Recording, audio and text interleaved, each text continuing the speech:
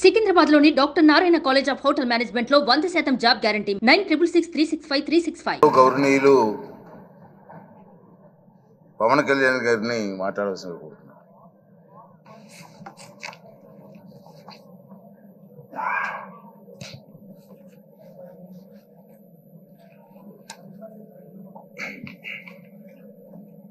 పదహారవ శాసనసభకి ఏకగ్రీవంగా ఎన్నికైన సభాపతి శ్రీ చింతకాల అయ్యన్ పాత్ర గారికి హృదయపూర్వక నమస్కారాలు, మీ శుభాకాంక్షలు. నేను మొదటిసారి అసెంబ్లీలోకి అడుగు పెట్టడం. ఇలాంటి సుదీర్ఘ రాజకీయ అనుభవం ఉన్న దాదాపు 7 సార్లు ఎమ్మెల్యేగాను, ఒకసారి పార్లమెంట్లో అడుగుపెట్టిన మీకు, పంచాయతీరాజ్, టెక్నికల్ ఎడ్యుకేషన్, ఫారెస్ట్, ఆర్&బి అనేక మంత్రిత్వ శాఖల్ని సమర్థవంతంగా నిర్వహించిన మీకు ఈ సభాధ్యక్షుడు, ఈ స్పీకర్ స్థానంలో కూర్చోవడం చాలా ఆనందంగా ఉంది. ఇన్ని దశాబ్దాలు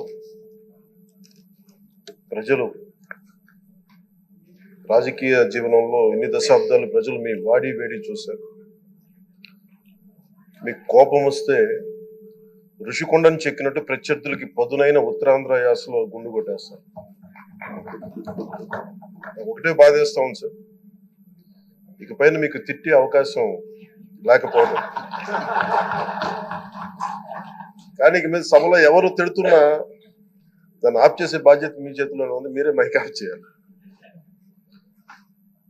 అంటే మా చిన్నప్పుడు నేను చూసేవాడు, ఒకసారి అల్లరి చేసే అబ్బాయిని క్లాస్ లీడర్ చేసేవాడు చిన్నప్పుడు మా స్కూల్లో. కానీ ఇన్నాళ్ళు ప్రజలు మీ వాడి వేడి పలుకులు, మీ ఘాటైన వాగ్దాటి చూశారు. ఈ రోజు నుంచి రాష్ట్ర ప్రజలు మీ హుందాతనం చూస్తారు. డిబేట్స్ వెనకాల దాక్కుని సంస్కారహీనమైన భాషల్ని, భావాల్ని రకరకాల మాధ్యాల్లో విరజిమ్ముతూ ఉంటారు. దాని నియంత్రణ మీ ఆధ్వర్యంలో ఇక్కడి నుంచే మొదలవ్వాలి.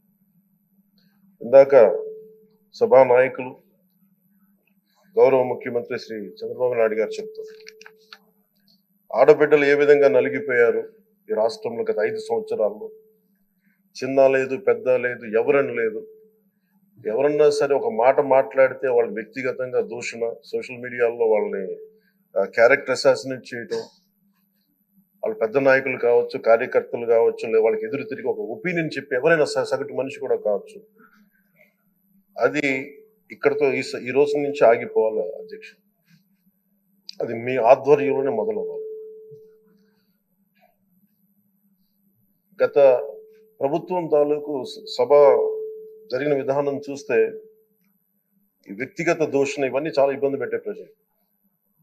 ఈ రోజున వాళ్ళకి 11 సీట్లకు పరిమితం అయ్యారు. ఈ రోజు లేరు, ధైర్యం లేదు వాళ్ళకి. విజయాన్ని తీసుకోగలిగారు కానీ ఓటమిని కూడా ధైర్యంగా కూర్చుకునే వాళ్ళకి స్థాయి లేదు. వాళ్ళకి పారిపోయారు ఇక్కడి నుంచి. భావంలో ఉండే తీవ్రత భాషలో ఉండాల్సిన అవసరం లేదు. భాష మనుషుల్ని కలపడానికి కానీ విడగొట్టడానికి కాదు. భాష విద్వేషం రేపడానికి కాదు, పరిష్కరించడానికి. ఎంత జటిలమైన సమస్య అయినా, భయంకర సమస్య అయినా చర్చల ద్వారా పరిష్కరించుకోవడానికి కానీ వివాదం సృష్టించడానికి కాదు. ఈ సభ ఉన్నది అందుకు.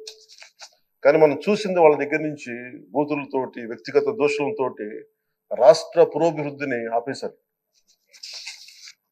అలాంటి సభ కాకుండా ఇందాక మన పెద్దలు శ్రీ గౌరవ ముఖ్యమంత్రి చంద్రబాబు గారు చెప్పినట్టుగా ఇది భవిష్యత్తుకి ఇది ఒక ప్రమాణం అవ్వాలి. 2047 వరకు ఇంత అద్భుతమైన స్థానంలో మనకి ఆంధ్రప్రదేశ్ తెలుగు జాతి ఉన్నత స్థాయికి వెళ్ళాలంటే ఈ రోజు మనం వేసే ప్రతి అడుగు అది భవిష్యత్ తరాలకు ఒక నిర్దేశక ఒక టచ్ స్టోన్ గా ఉండిపోవాలి, గిట్ రాయిగా ఉండిపోవాలి. ఈ రోజున ఈ సభలో ఉన్న గౌరవ సభ్యులందరూ చట్టాలు చేయడానికి ఉన్నారు, చట్టాలు ఉల్లంఘించడానికి కాదు. విభేదించడం అంటే ద్వేషించడం కాదు, వాదించడం అంటే కొట్టుకోవడం కాదు. ఇవన్నీ విభేదించడం, వాదించడం ఇవన్నీ ప్రజాస్వామ్యానికి చాలా మౌలికమైన పునాదులు.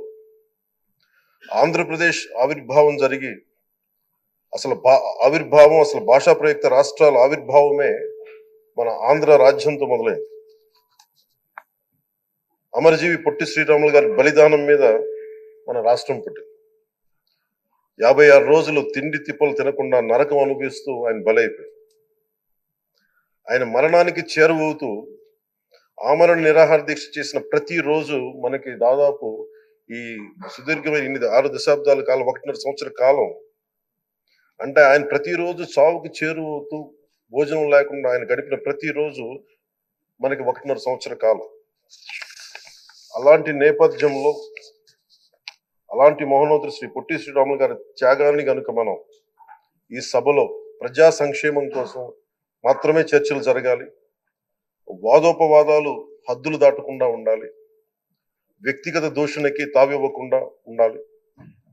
అలా కాకుండా గత ప్రభుత్వం లాగే ఈ సభని తిట్లకి, బూతులకి, కొట్లాటకి వాడితే ప్రతి నిమిషం పొట్టి శ్రీరాములు గారి బలిదానాన్ని అవమానం చేసినట్టే.